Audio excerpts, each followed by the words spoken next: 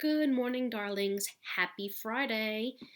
We are on lesson 5 of getting ready for 6th grade math. And as you can see behind me, here's your little anchor chart that I'm creating for you. And lesson 5 is relating decimals and percents. They are actually very much related.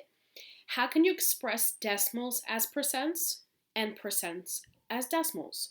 So they help each other out, and you are very familiar with this. I introduced you to this back in the classroom to help you figure out what grade you got on your Worldly Wise quiz, for example. So lesson 5 is a piece of cake. It should be. And I'm going to show you really quick. This is probably a 5-minute mini lesson. That's how easy it is. So I have in front of me a model I drew, and it took the lesson from Wednesday into today's just a little bit. See, step-by-step process to help you figure out what percent is here. So I'm going to be using 68%. How do we shade it? You guys are really fabulous, by the way, with your homework, with the shading of the percents and being able to count it. Also, big shout out to practically all of you for doing a fabulous job in iExcel. I'm not shouting out that of your scores, even though they were awesome. I am more of shouting out that you actually went on iExcel and did your assignment. So bravo to you guys. Keep it all up. So 68%. How do we do that? Count by tens here, since this is a hundreds model. 10, 20, 30, 40, 50, 60. Okay, I'm going to take all this and just really quick. And you guys did great with that also. And then, so I have 60 tens colored in. I think you can see that pretty good. I'm doing my best to color it. And then 8 more over here. 1, 2, 3, 4, 5, 6, 7, 8. Got it. All right, you see how we used a model to represent the percent that we're using. Okay, that's great. But how does this help us with percents to decimals and decimals to percents? They're related to each other. And I'm going to show you the 6800, this here, what I'm showing you, they might have it like this. What does that represent? We did decimals way back, remember? You can read that decimal, 68 hundredths. That's what that represents. 68 hundredths. The TH, right? And 68 hundredths is basically 68 out of 100, right? Isn't that a fraction also? It's going to be 68 over 100. Same thing. Get used to it all.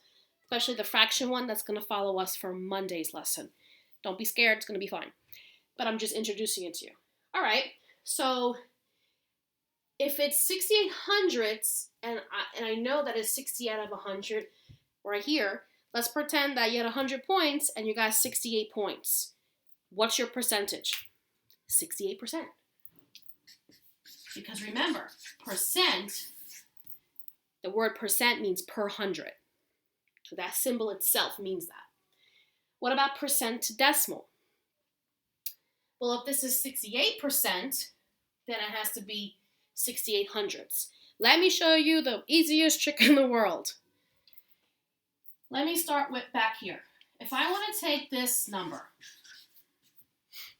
and you remember, if you help me grade in the classroom, and we used a calculator sometimes, and we got a decimal and a whole bunch of numbers afterwards, we rounded the number, right? In this case, we don't have a bunch of numbers, so we don't need to round, but this is what you do. When you have a decimal, and they want you to turn it into a percent, you take the decimal point, and you move it to the right 2 times. 1, 2. When you do that, it becomes a percentage of a whole, part of a whole. So then therefore it becomes 68%. So decimal to percent, move 2 places to the right. okay? That's important to remember. Now, what about the other way around? What if you want to make a percent to a decimal? Well, you do the backwards way. Here's your percent. Get in the way of the percent sign, and you're going to move 2 places to the left. 1, 2, put that decimal point. You can put the 0 if you like, but also get rid of the percent sign. You can't have a decimal with a percent together. So it'll be 68/100%. I don't know. That sounds really complicated. Let's not do that. So it's decimal to percent, move 2 places to the right. Percent to decimal, move 2 places to the left. You'll see it as you do it, okay?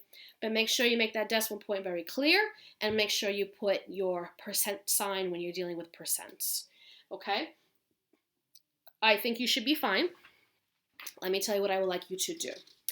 I posted page 253, which is the Unlock the Problem page, for you to look at as a reference. You do not have to do that. It's just there for you. I will also post my anchor chart for you to refer to as well.